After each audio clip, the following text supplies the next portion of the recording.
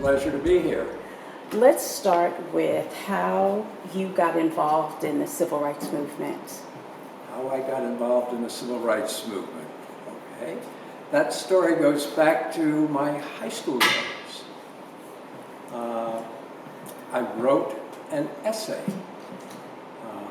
The National Conference of Christians and Jews sponsored an essay contest about the theme, Brotherhood is My Business. And I wrote an essay basically saying that people our age needed to, my age then, needed to get involved, to take a stand in favor of civil rights. Later, one of my teachers invited me to attend a conference that was being sponsored by the National Conference of Christians and Jews, a conference for high school students in the Detroit area. I didn't live in Detroit proper. I lived in an affluent suburb of Detroit, but when the sister tapped me and... There were four of us, my mom and dad and my sister. And my sister was 6 years older than I am. Okay. So I always felt like an only child, because whatever age when I got to that age, she was already older and running off somewhere. And your parents were from Montgomery? Not originally. My parents were from Clio, Alabama. That's a small town about 57 miles from Montgomery, like out in the country. And they were sharecroppers. And they came to Montgomery.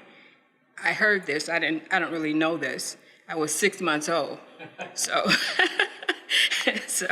they came to Montgomery when I was 6 months old, and they found this house to rent. And the house had a lot of property around it. Well, my dad brought cattle with him. He had chickens and a pig, a goat, and a cow. So by the time I was like 3.5, 4 years old, well, he didn't know he wasn't supposed to have animals in the city of Montgomery. And it took people like 4 years to figure out that he had them and turned them into the city, and they made him get rid of them. So when I was about 4 or 5 years old, he had to get rid of all of his animals. Now, I don't remember what happened to the cow. I think he might have sold it, but I know that he'd slaughtered the pig and the goat, and I was so upset about him slaughtering the goat, because that was my friend. You know, of course, I named him Billy. What else do you name a goat, right? So Billy got killed, and then they expected me to eat Billy. It's like, no, I don't want that. I'm not eating that. That was my friend. So yeah, he had to get rid of those that livestock, but he could keep the chickens. So I remember as a little girl, actually like 2.5, 3 years old, we had chores. There was no fooling around or playing around. You had to have chores to help your parents with whatever work they were doing. And my parents were poor. They were uneducated. Neither of them could read or write, but they knew they could function very well in their environment. And so my mother did laundry for some of the families that lived around us, and she would have us bring water. The house where we lived was like maybe a half a block away from where the water spigot was. The water spigot came up out of the ground, and it was for all the people that lived in that neighborhood. It was shared. Right, so you had to walk down with your bucket and get the water. So at 3 years old, I had a little bucket, and my sister and I would go get the water, and we made a game. We would run, see who could run the fastest and carry out their buckets without spilling the water. So that became like a little game we did. She was older than I was. She had a gallon bucket, and I had this little thing, but you know, I remember doing that. And then I got to feed the chickens, and one of the things I remember that was so cool about feeding the chickens, I had to gather the eggs as well. Sure. And I would sneak around, and I figured out when the chickens would be laying their eggs, and I would get close to the pen. And one time, just when the egg was about to drop out, I put my hand there and caught it. Oh, my goodness. I remember it was like soft, and as soon as it hit my hand, it got the hard shell around it. Yeah, I was amazed. It's like, wow. And so, I only got a chance to do it once because if I got close enough to the chickens, they would run away. Sure. That kind of thing. And I didn't want to interrupt them laying their eggs. But you told me that there was a white family that lived, their home was right behind your home. No, our house was in back of their house. Okay. And I think that as an older person looking back at the situation, I think it was probably the servants' quarters. And so our back fence buttressed their back fence. And so they had 2 children, a boy and a girl, Connie and Billy. And I played with them my whole life from about 2.5 years until 6 years old, because my mother started working for her. She worked for her in the house, but she also did laundry for her. And they were my playmates forever. We played church. We played adults, mother and father, cooking and cleaning and all that. We played school. One of us would be the teacher one week, and the one would be the teacher the next week. It was just so much fun. We made up our games because the only place I could go was in my backyard. My mom and dad were deathly afraid of white folk, so they didn't let us go anywhere except for school. And occasionally I got to go to the corner store to pick up something for her. But yeah, Connie and Billy well, especially Connie, the little girl, was one of my best friends. She was about your age. Yeah, we were both, yeah. And back then, there was no kindergarten. We all started school in first grade.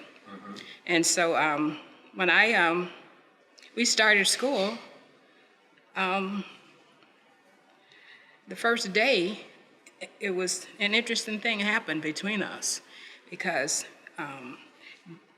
they were standing outside waiting for the bus, so we had to walk to school. It was a segregated school. I went to in the elementary school was a 3-room schoolhouse, 2 rooms for each class. There were 3 teachers, a janitor, and a principal. That's how many people worked there. And so I was walking to school, and I looked up and I saw Connie at this bus stop waiting. And I went running over to her to say hello. And I called her name out, and she looked at me and she said, "Why are you talking to me, little nigga? Get out of my face." And wow, I was stunned. I couldn't believe she said that to me. This was my friend. We've been playing together from like 2.5 to 6 years old. And all of a sudden she's calling me this terrible name. And so first I started to cry. And of course, the other kids that were with me started to ridicule me and yell at me and tell me I was stupid for thinking this little white girl was my friend. I was confused a little bit, but I was also angry and hurt and disappointed. So I told my mother when I got home from school, and she never worked for that family anymore, and I never got to play with Billy and Connie. That was the end of it. But you still lived one house We still lived behind the other house. Right. We still lived there, but we had no interactions. And I think that, in fact, before I went to school, I had already learned how to read, and I thought I taught myself. But as I thought about it when I got older, it's like, how could I teach myself how to read if I didn't know how to read? So what occurred to me was that when their mother would read to them on the back porch, she'd let me listen. Oh. And so and then I figured that out, because it's like, okay, I'm pretty creative, but I don't think if I never knew how to read, how did I teach myself how to read? And so I learned how to read. I listened to her read to her children, Dick and Jane and all, those kind of books. And I sort of connected that up later on in life.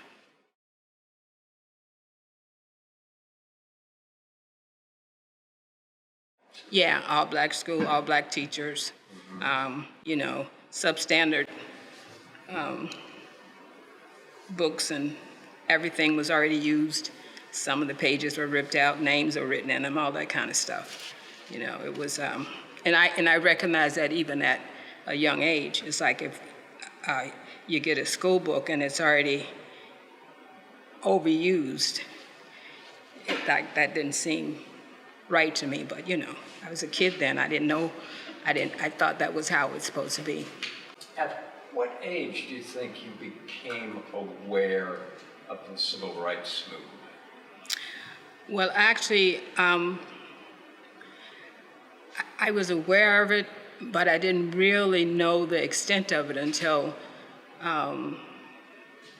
the bus boycott, when Rosa Parks wouldn't leave her seat. Well, tell me, how old were you I was 16. Okay. Yeah, I was 16. I was in 11th grade, and my family, as I said, we were very poor. Everything we were scraping together to make. My parents were scraping together to make a living. However, we walked everywhere anyway, so I never really got on the bus.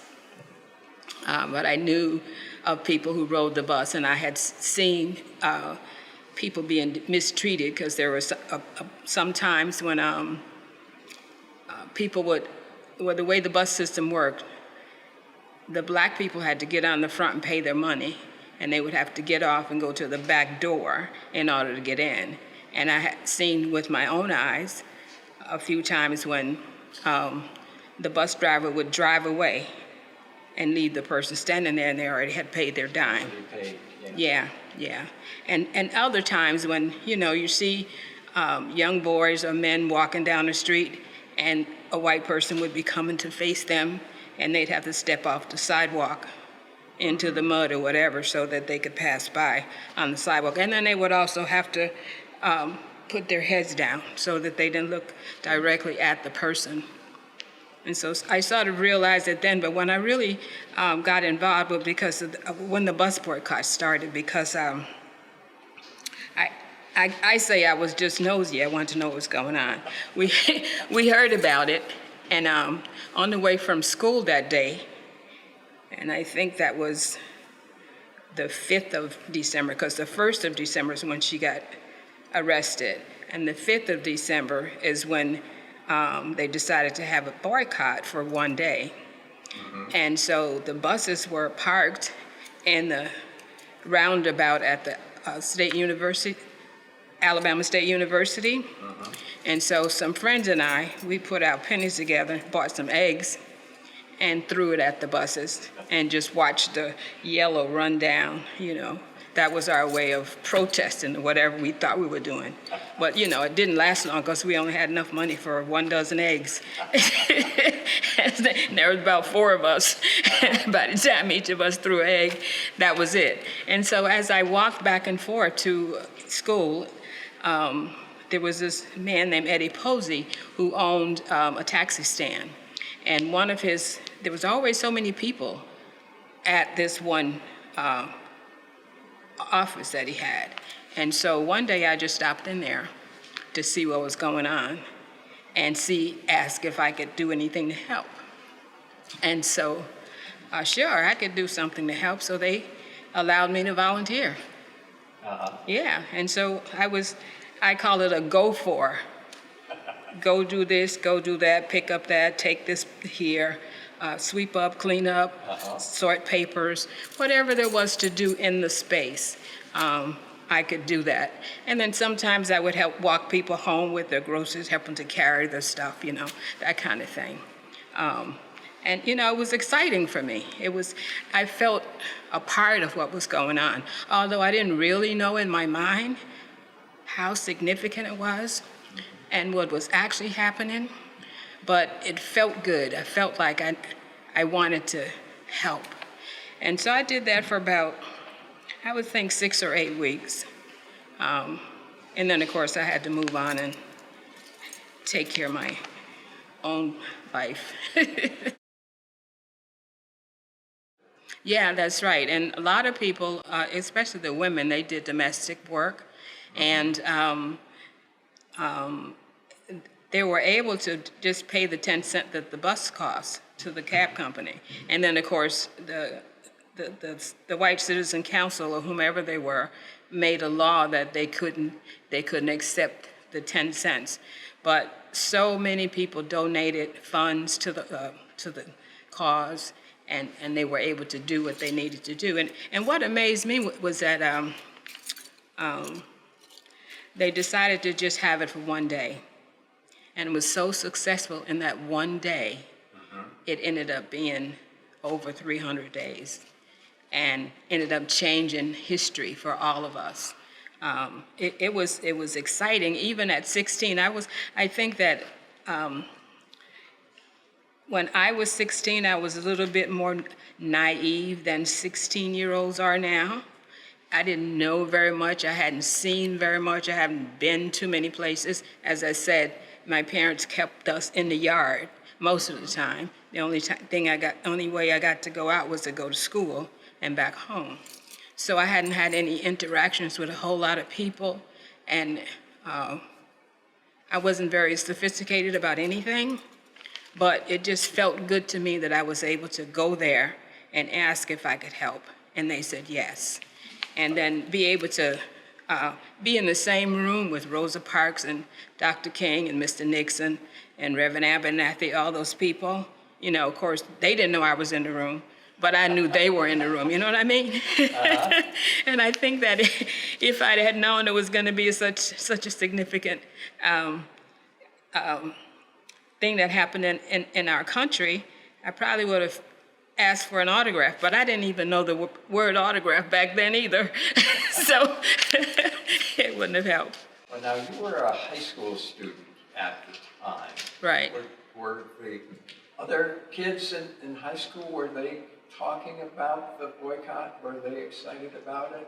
Yeah, they were excited. They were angry. They were so happy that somebody was finally doing something about it, because most of the black kids especially got bullied and harassed and threatened and all kinds of stuff when we were kids, just because of the color of our skin. And they were, and a lot of kids volunteered as well, you know, to do whatever they could do. No, his church was, well, I don't really know. I don't know how to put this, but there's different classes of people in all ethnicities, and so his church would be considered an upper class black folk church. So what I know about it is that all the women wore hats and gloves and little purses, and they were so beautiful. And one of the things that I used to do some Sundays, when my dad used to take me to church every Sunday, except that when I was 10, he left the family, and so I didn't get to go. So I would go over near, there was like this little hill that I could lay down and nobody could see me, and I would watch. The church was on Dexter Avenue, which is like a block from the Capitol. Yeah. And but there was like a little hill, a grassy knoll, and I could sit there, lay there, and watch those ladies go in. Oh my God, it was so beautiful. And I wondered, it's like, I hope one day I can have a dress like that, or a hat, or some gloves. It was amazing. But yeah, they would be up here, and my family would be down here, in terms of economically able to take care of themselves, or however you would say that. But and that's all I knew about him. And I knew he'd only been there like a few, not even a year yet, I don't think, when the bus boycott started. But he had a lot of support, and those mass meetings were amazing. I never went to inside a mass meeting, but I would always go over by the church and watch, because that was exciting for me. When I was younger, there were some places that I didn't think I would be welcome in. It was like higher than what I was in terms of my lifestyle. And so, but I would go watch and see all the people, hundreds of people inside the churches. Reverend Abernathy's church was on Hull Street, like over maybe 4 or 5 blocks away from Dexter Avenue. And that's where they had most of the meetings because his church was bigger than Dexter Avenue, and the church would be filled. All outside of the church would be full of people standing and listening to all the sermons, and there would be somebody to come in and what's the word do I use? You know how when there's a concert and the main person is going to come, they have somebody to come before them? Sure. Yeah, so that's how it was. They would have speakers before the main speaker, and they would get the people all hyped up. Yes. Just ready for the main event. Right, that's right, absolutely. And they did the same thing in that. And people just continue to support and to help and to a lot of bad things happened to a lot of people too during that time.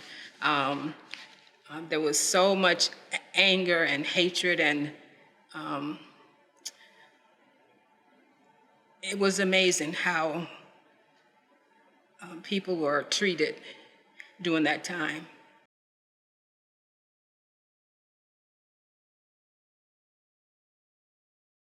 Absolutely. And it was Mr. Nixon's idea to have the busboy cart for one day. He is the one who organized it for that one day.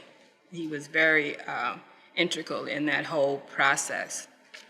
With all of the attention focused on Dr. King, Mr. Nixon gets overlooked. Right, in right. a lot of accounts. Right, and that happens to a lot of people. It's like you need a leader, but those grassroots people, they're the ones who are really doing all the work. Mm-hmm. And you know, it could be a good thing or a bad thing. Sometimes they get recognition, but most times they don't. And all the people who baked and sold cookies and pies and all kinds of things to make money for the bus boycott. All those people, foot soldiers, that's what we call them. People who swept and cleaned up in the office. Right. Now I get to talk about it, but you know, nobody knew that I did that, and I didn't say anything about it at the time to anyone else, and so, yeah, but it was a great experience for me. And then as I look back on it, it makes me feel proud that I was able to do that little bit in such an awesome thing that happened in our country that changed history for all of us. Oh, it was just so much excitement and joy and shouting and all kinds of things going on. Yeah, people had parties and people had, they had speeches in the churches and all that kind of stuff about the success. It was a very successful thing that no one thought could happen, and it did. And that just goes to show you that you have to continue to be a part of the process of working for equality, and you can't ever stop. At one point, like for me, I thought that by now we would be done with racism and hatred and vitriol and all that stuff. But look, lo and behold, it's like history is repeating itself, and that's just so unfortunate. I thought all the racist people had died out, but no, seemed like they're being raised up to be even more evil than they were back then. Well, life moved on for me. I got married in 1958, and I had I think 1958 I got married. And then when the Freedom Riders came in 61, I had just had my third son. He was born in 61. And so I heard about it, but there was nothing I could do. I had 3 kids by then. I was a mom. Yeah, and so it was difficult to be actively involved in any of the activities that were going on with the Freedom Riders or any of that kind of stuff.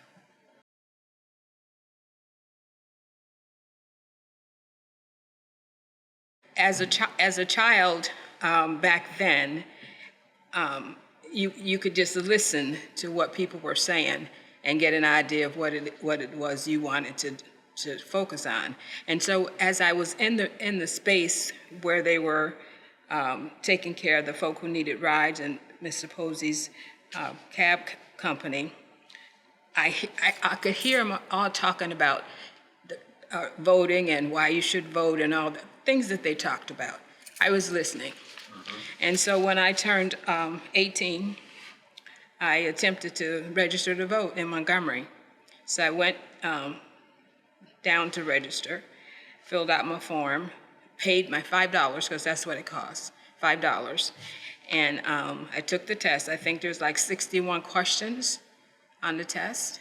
And so I finished, and the guy said I failed.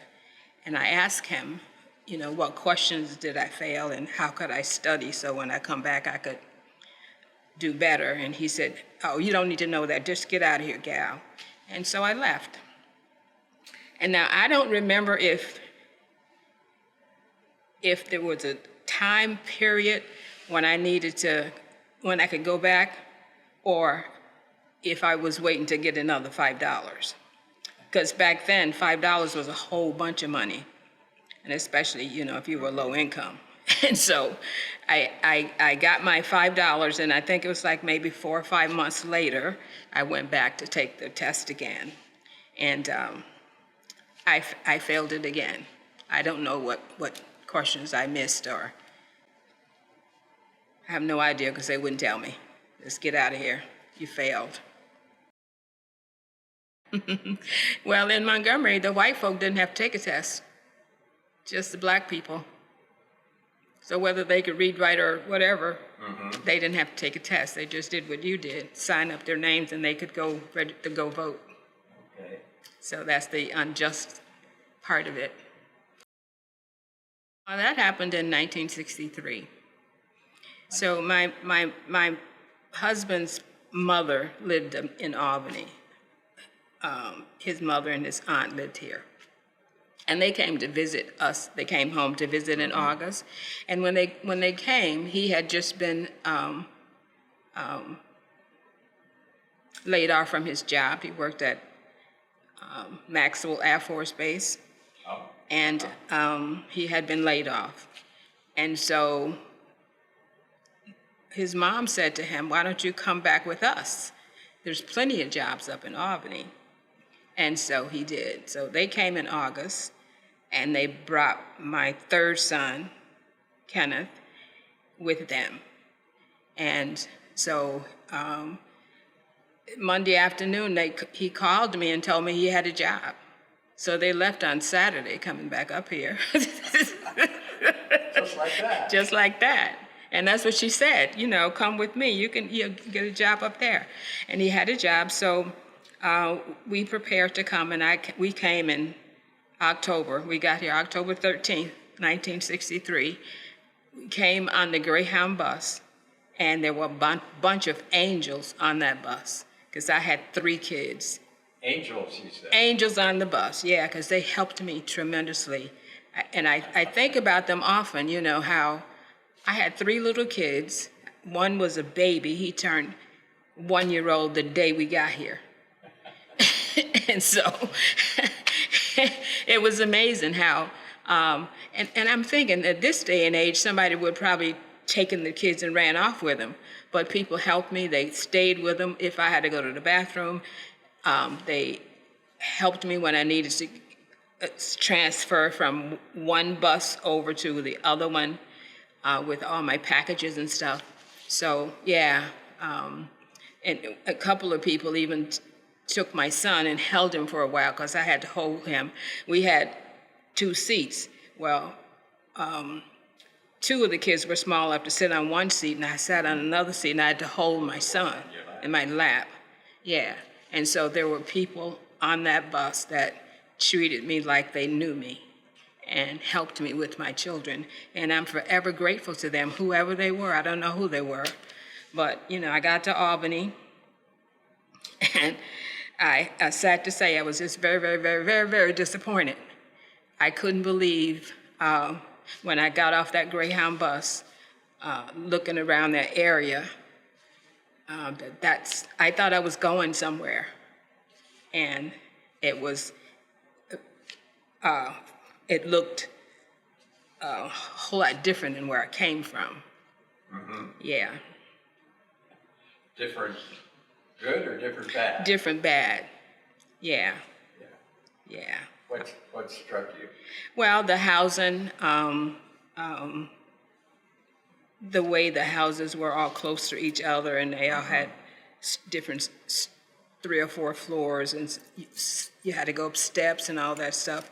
I just was not used to that. And it's like when I was a little girl, as I said, my family and I, we were very poor, and we lived in across the tracks in this very poor neighborhood.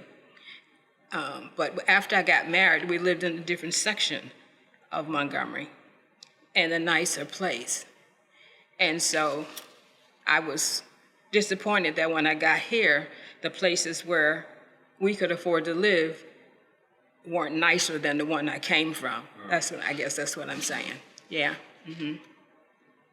And your children probably, they were ready for school, or?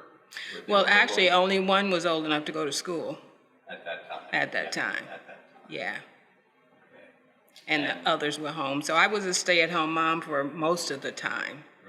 Mm-hmm.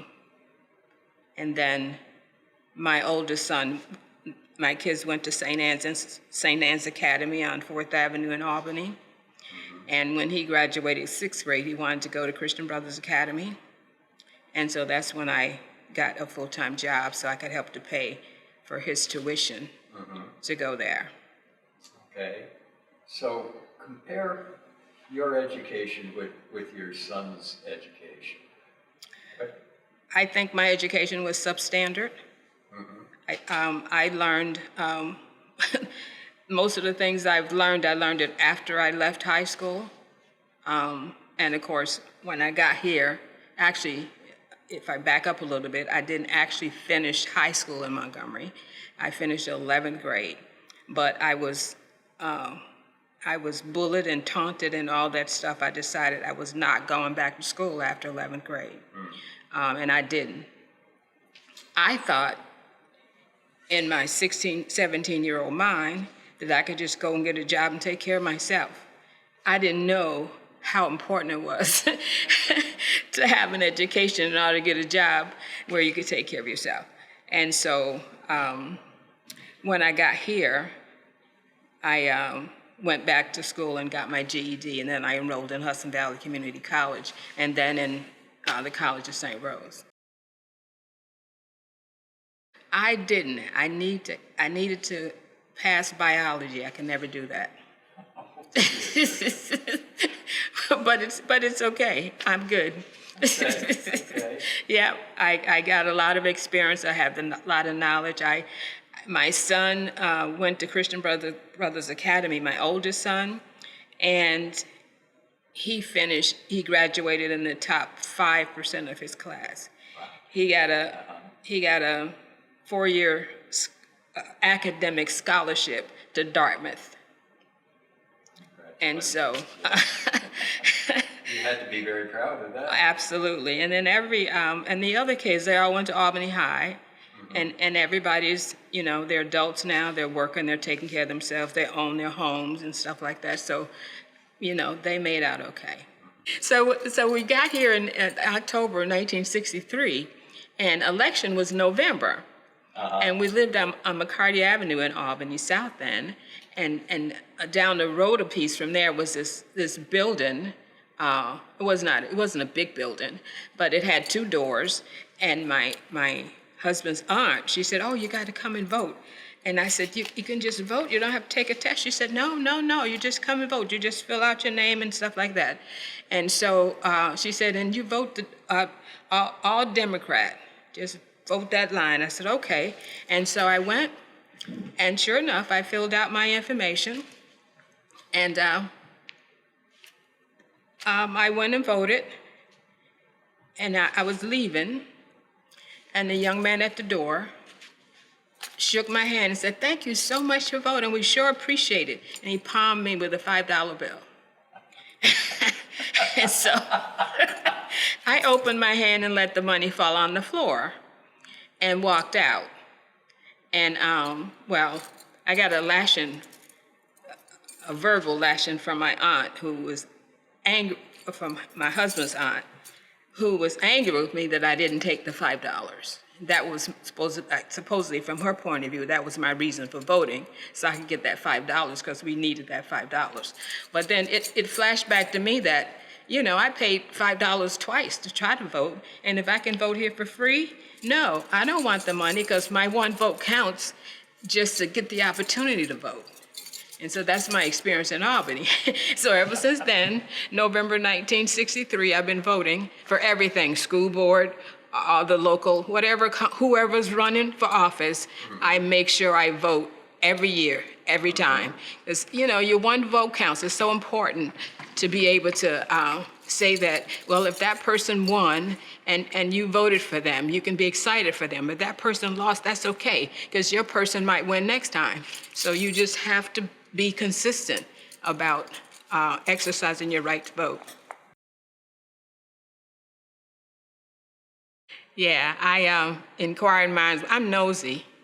I have to put it that way. I like to know what's going on. I like to be involved in what's going on. And I think that if you want to see change in your community, that you have to be involved in things in order to help to bring about that change. And so I actually got involved in the 70s when my children went to public schools. Then I joined the PTA at Albany High and the PTA at School 19. And then I noticed that for my children, it didn't seem that they were getting what they really needed from the school system. And so I started going to school board meetings. I went for one whole year, and then I decided, well, I didn't decide. In 1976, well, prior to an elected school board, the mayor used to appoint the school board. And so the first year that there was an election for school board members, I ran for school board in 1976. And because of my children, and I wanted to be able to be a voice in what was going on in the school system. And then, of course, I didn't win that time. And, of course, I didn't give up. I ran again in 1979. I didn't win that time either, but I didn't shut up. You know, I kept being a part of the PTAs and the different organizations in the community that I felt akin to, like the NAACP and the League of Women Voters. You know, like they are two nonpartisan organizations, and they're the kind of organizations that that I felt akin to, that I could work with them to help other people become registered to vote, or give them information about what they needed to do in terms of keeping their lives and community in a positive way.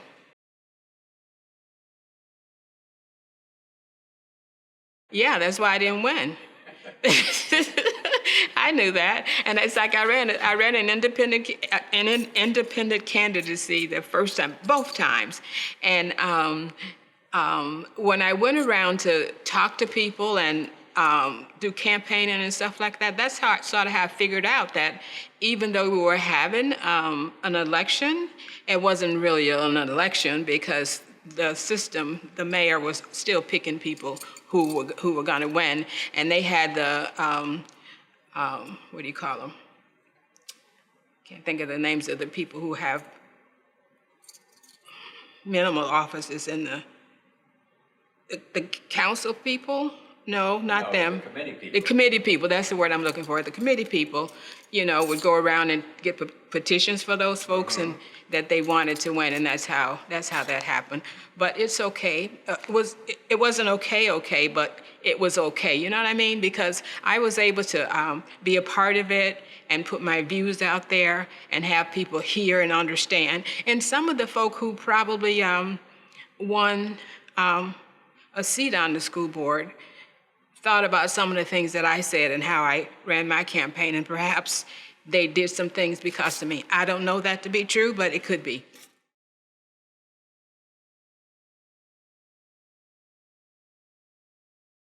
I I think I got my religious training from my dad. When I was a little girl, I always got to go to church with him, and he was a deacon in his church. And although my father couldn't read, I don't know how he knew it. I don't know how he did this, but he knew all kinds of scriptures, the Lord's Prayer, the Beatitudes, all that stuff. And so when I joined at 6 years old, and I was supposed to learn the Beatitudes and the Lord's Prayer, my dad taught it to me. And it was just exactly like it was in the Bible. Right. I don't know how he learned it, I guess, just by somebody reading it out loud to him. I don't know. But yeah, so I sort of lean on my spirituality most of my life.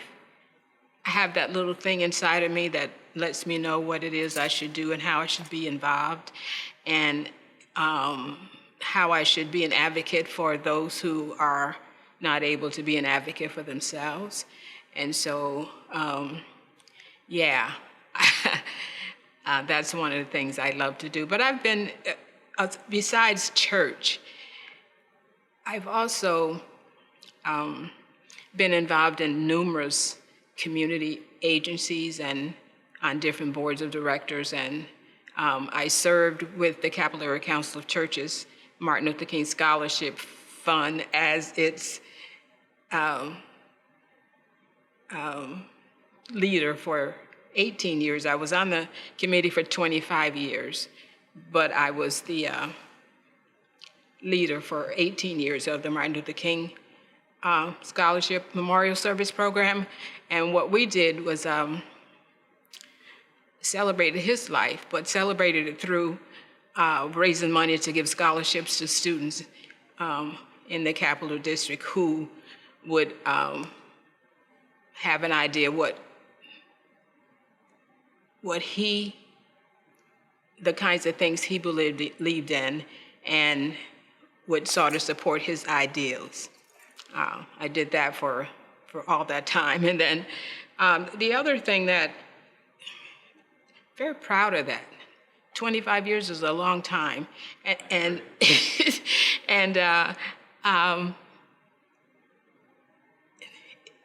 it just feels good to be able to do something in his name, because I was from Montgomery, Alabama, and because I was in the room with him once upon a time. It's like he didn't know me, and I didn't really know him, but I was in the room with him. I saw him up personally and up close, and I know the things that he's done. So it just made me really proud to be able to work in the capacity I did to just promote, continue to keep his name alive, and the ideas and things that he did for us. Are you sometimes disappointed that we haven't come further towards the goal of equality? Absolutely, absolutely. It's really a sad time right now for me and for a whole bunch of us. My heart grieves for the fact that we are in a place where we are now with so much hatred and racism and all the things that goes on to all the killings, hurting people, hurting each other. It just seems so against the grain. I don't really know how we got here and how we're going to get out of it, but I'm sure there's a way. There's always a way. I play solitaire every day, and I've been playing for the last 15 or so years. And the little instructions on there says, don't be surprised. Every game is not winnable. In 15 years or more, I've only lost 4 games. And so what that teaches me, I'm telling you this because what that teaches me is that in whatever you do, there's always another way. And someone's going to find another way to get us out of the situation that we're in now, and bring us to a place where there really is love for your fellow man and woman.